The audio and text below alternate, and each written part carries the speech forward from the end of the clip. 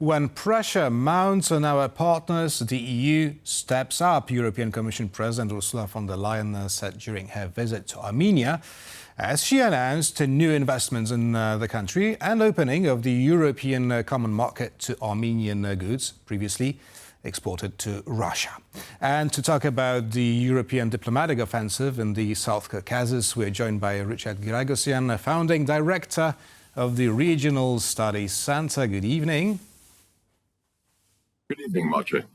So the EU intends to lift tariffs on a range of Armenian products, that is fresh fruits, vegetables, plants, all of that previously exported to Russia, and more than 90% of its beverages and spirits exports. Now, would that secure the prosperity of the country? Would that be enough? Or can Russia do more to punish Yerevan for distancing itself from Moscow? Well, unfortunately, we expect more. We expect a harsh reaction from Russia. However, the broader context here started prior to a recent parliamentary election in Armenia, where the incumbent government was re-elected. In days prior to that election, Russia increased pressure on the Armenian government by imposing tight restrictions on Armenian exports.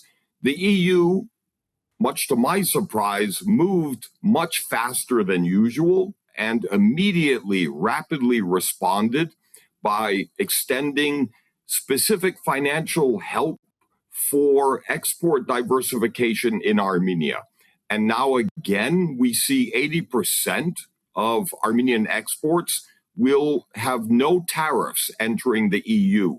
So we do expect Russia now to respond, and Russia does dominate Armenia in terms of the leading trade partner. So it remains to be seen what comes next. Right, exactly, because I'm wondering about the reaction of European farmers and winemakers as well. Now, don't you think that this proposal may lead to some protests against opening the common market to Armenian goods, and in consequence, they would oppose a closer integration with Armenia?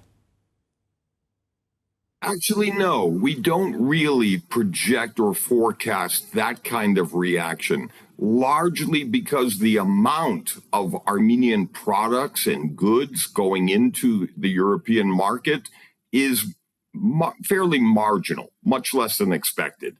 And at the same time, Armenia needs more transitional time to adjust to a new market. But for Armenia, it's also more than the European Union. We've just exported a large number of apricots to Singapore today. There is a deeper diversification away from the overdependence on the Russian market. But one main obstacle for Armenia and for the EU is Armenia's position as a member of the Eurasian Economic Union. That is really defining Russian power and leverage going forward. But I guess Armenia would like to change it for the EU. Now, the question here is whether Armenia can realistically be looking to initiate the proper EU accession process if it still houses up to 5,000 Russian troops on its soil. Well, more than that, Armenia is also still a member of the Russian-dominated Collective Security Treaty Organization, as well as the Russian base. However, Armenia has not decided to replace Russia by attempting to join the EU. Rather, we do expect a much more realistic, perhaps prudent, gradual, incremental deepening of relations with the EU. For example, the recently re-elected Armenian government will be traveling most likely to Moscow in the coming weeks and will reassure the Russians that Armenia remains committed to the Eurasian Economic Union, at least for the short term. The idea for Armenia is not to unnecessarily provoke a Russian overreaction. So we're being fairly almost passive-aggressive in dealing with Russia, but in a new transactional strategy that's very cautious.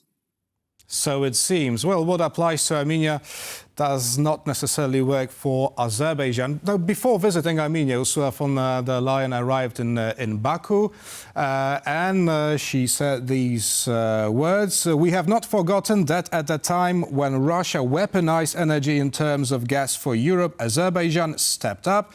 The Southern Gas Corridor indeed strengthened Europe's energy security, and it is a remarkable success story." Now, realistically, how important is gas from Azerbaijan to Europe? Well, it's not as sizable or as significant as it seems. However, for Armenia and for the South Caucasus, it isn't. We see a surprising degree of unprecedented progress in diplomatic negotiations between Armenia and Azerbaijan, which includes plans for the purchase by Armenia of gas from Azerbaijan and through Azerbaijan. But the real white elephant in the room is the absence of democracy in Azerbaijan. Armenia has replaced Georgia as the leading democracy, and there is some doubt and skepticism over long-term stability with Azerbaijan, given the nature of the father-to-son dynastic rule and the absence of democracy. I see. The EU would like to allocate some 200 million euros in South Caucasus to boost transport, energy and digital links, but all of this is meant to promote peace in the region. Now, I'm wondering how are the Armenians and Azerbaijani reacting to these projects designed to bring them closer together? Well, actually, there's a surprising convergence of interests, especially between Armenia, Azerbaijan, and the EU's approach of connectivity. We see projects and plans for the restoration of trade and transport. This economic interdependence is really crucial and strategically significant for restoring a degree of deterrence and greatly reducing the risk of renewed conflict. So in that context, it's a welcome development.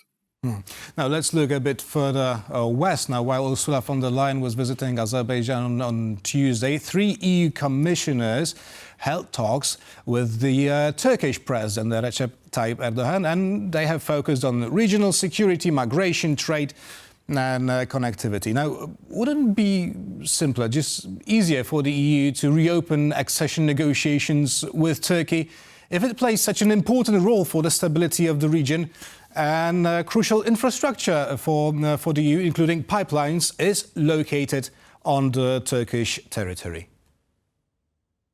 I would say definitely for 2 reasons. From an Armenian perspective, we need and want a much more democratic Turkey as a neighbor. Second, it also helps in the ongoing effort to normalize relations between Armenia and Turkey. But to be fair to Brussels, the real problem and obstacle in recent years has been the Turkish government, President Erdogan, and much less a delay in Brussels itself. Hopefully there will be a new chapter, especially in terms of EU-Turkish relations. Now, we've begun with apricots sent to Singapore, if I remember well. Now, I'm wondering, how do you see the future of South Caucasus? Now, the region is becoming increasingly important, not only for the EU, which we are talking about, and well, obviously traditionally for Russia, but also for the US, which wants to play a major role there and even manage to broker this breakthrough peace deal between Armenia and Azerbaijan. Well, I'm justifiably optimistic over the medium to long term. The worst is over. Armenia, most of all, has adjusted and adapted to a painful new post-war reality. But conflict is much less likely, the risk is reduced. But this optimism is not because of the rather unpredictable Trump administration. I would say it's EU engagement that's much more effective than US interest. But EU engagement in the South Caucasus is also less threatening and less provocative to Russia, which is an important consideration here on the ground. Now, lastly, and about provoking Russia. Today, the European Parliament passed a resolution calling on Georgia, we must also remember the third country of the region, to resume democratic reforms and criticizing the ruling Georgian Dream Party for crackdown on the opposition. Now, meanwhile, Georgia is protesting against Russia closing ties with South Ossetia. That's one of the separatist regions which is basically occupied by Russian armed forces. And which Moscow would like to annex. Now, does this have a potential to change the situation in Georgia as well and return it to the pro-European path? Well, yes, there is such an opportunity or even opening. The reason is the Georgian Dream government has been openly defying its own population and challenging its own national interest by turning away from the EU, seeking to accommodate Russia. That approach has failed.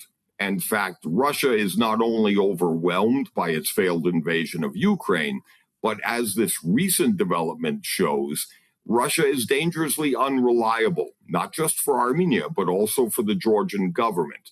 So there is now a sense of frustration in Georgia that its strategic U-turn has been misplaced. Richard Giragosian, founder, director of the Regional Studies Center, was our guest this evening. Thank you very much for sharing your analysis with us. Thank you, Maciej. And thank you for watching and stay with us for more interviews and news here on TVP World.